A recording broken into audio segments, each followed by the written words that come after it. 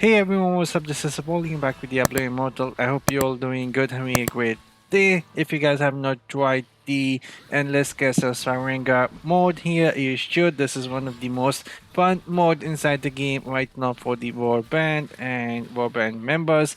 You can go solo as well, but if you are trying to go for the leaderboard scores, you need at least 4 players in this endless mode, otherwise the scores will not count. So now that is out of the way, I did this solo trying to come up with some nice builds for my visit, and I were able to reach over 15,000 score solo. Just was trying to check out the builds, and I think I have actually really nice builds here.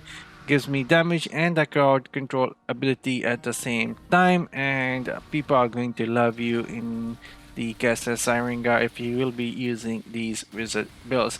And I have some gameplay here as well for you guys to see. I will keep that on the screen while we go to all the builds here. So let's dive into this right away. I won't be going into too much detail here. As for the set item, I were using 4 pieces of Grace of the Flagellant, and as for the 2 pieces, I did not have anything. I was just going with whatever gave me more Sia. And you could go with the Mount Bank, actually would give you more defense, or you can go with the V2's Urge if you have the Bottled Hope. I don't have Bottled Hope, so I just went with the Sia. So you have an option of picking 2 different set pieces and getting a bonus from that. And other than that, we were focusing on the critical damage and the damage done to enemies below 30% life increase. This is going to do a lot in this mode here. This perk is actually really nice. And as for the third perk, as a wizard, I would suggest a skill damage. I have a primary attack which I hardly use, so I would suggest having a skill damage.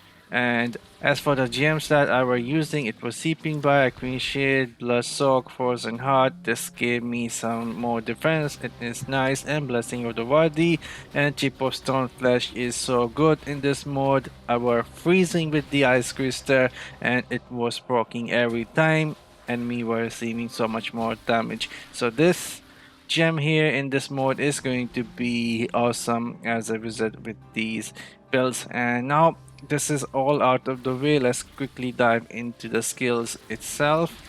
If we go to the skill tab here, for the first one that we have is going to be the ice crystal here, and the modification that we are using for it is Ice Crystal now summon a freezing crystal, dealing 22,000 damage over 12 seconds and inflicting 20% chill that stack up to 8 times. This is going to be really good when you will be trying to defend the door.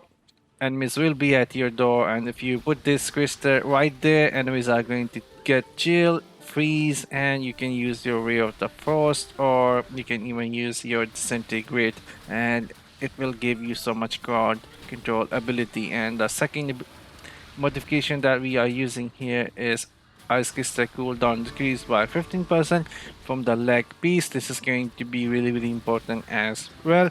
We want this Ice Crystal back as quick as possible, so we can just rotate Ray of Frost and the Disintegrate use with the Ice Crystal, and you will able to reach so many enemies very quickly. And the second skill that we are using is going to be Slow Time. This is going to be really handy when your team is going to be pushed against the wall. You can put the slow time there. It is going to slow down all the projectiles by 80%. Enemy's movement speed will be slowed down by 80% as well for 6.6 seconds, and your melee and damage dealers are going to wipe everyone out really quick. So this is going to be really good. And then we are using Ray of Frost here. The only modification we are using for this is Ray of Frost now freeze enemies for 2 seconds after taking damage from the ray 6 times. Like you can see, we have so much crowd control with the builds here, and everything is like slow down, chill, and freeze, and this is how we are going to do this. So this is going to be really important. And then as for the fourth skill, this is going to be Disintegrate for our major damage dealing skill when we have to kill enemies faster. The first modification is from the shoulder, turning the beam in fire. Then the second modification is from the main hand, giving us 10% more damage, and then we have a charm of 2% damage increase as well. So these are the builds for the endless difference for the Castle Cyrangar. It is ton of fun. You should try it out, and the warband members are going to love you for all this guard control and able to hold the enemies at the door, even yourself. So yeah, I'm signing off. I'll see you guys later with something else. Till then, have fun and take care.